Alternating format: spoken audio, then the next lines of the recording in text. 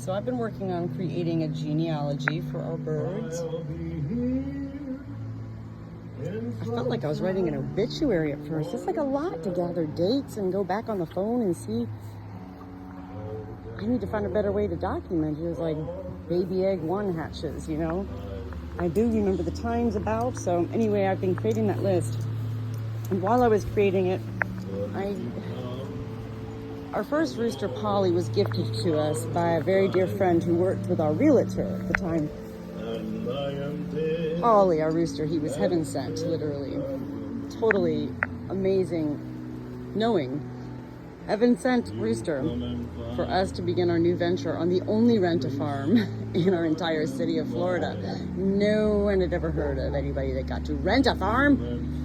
Yet there we were for 1 year as we began a transition we were entirely unaware of even being able to relate could be a possibility of happening, us moving away from Florida and starting a whole new life in not a whole new city, not a whole new place, moving in with family.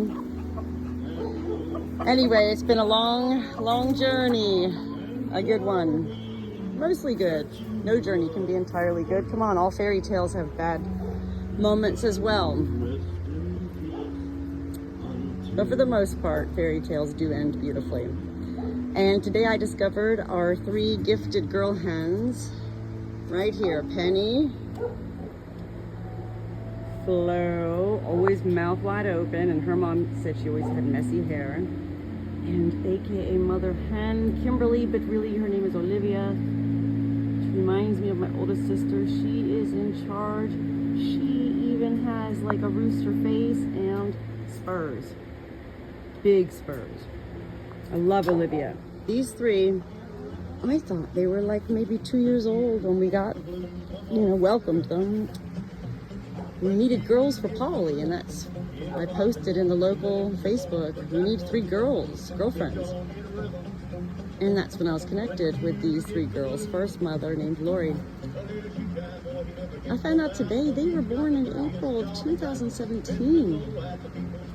These girls have been around town. They've had many roosters. Hey, since with us, they've had 2 roosters, and I think maybe 2 in their first home. These girls don't mess around. Penny, Olivia, and Flo. And can you tell whose baby Blackie is? Kimberly's. Olivia's. I'm really finding it fascinating to create my bird's genealogy. We have incubated most of our babies here, except the silkies, but now we have 1 partial silkie who's 6 weeks old inside, and then we have these 2 silkies that we desperately got from a farm when PJ was the only egg that hatched, who was Polly's, our first rooster. His final egg, it was like, oh my God, and then she looked just like him. Her mom's brown. It's one of those girls in there. Brown. And yet she was born white, which is the recessive gene. So that was like another hello, heaven sent moment. It's all what we make of it. And there's no reason to blame, shame, or judge anybody for having beautiful feelings. And farms, absolutely, are the greatest place to have happy feelings as well as the saddest feelings.